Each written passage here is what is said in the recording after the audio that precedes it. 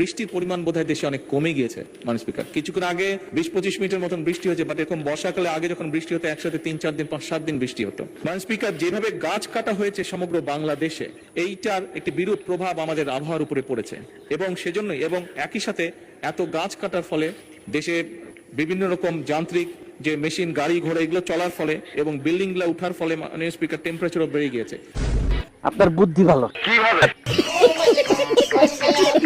এই যে ভূমিকম্প হচ্ছে, এটির একটি অন্যতম কারণ হচ্ছে 20 কোটি লোকের ফসল উৎপাদনের জন্য আমাদের কৃষকরা সারা বাংলাদেশে তারা এই যে গভীর নলকূপের মাধ্যমে পানি তুলছে, তার ফলে যেটি হচ্ছে নিচে থেকে আস্তে আস্তে শূন্য হয়ে যাচ্ছে।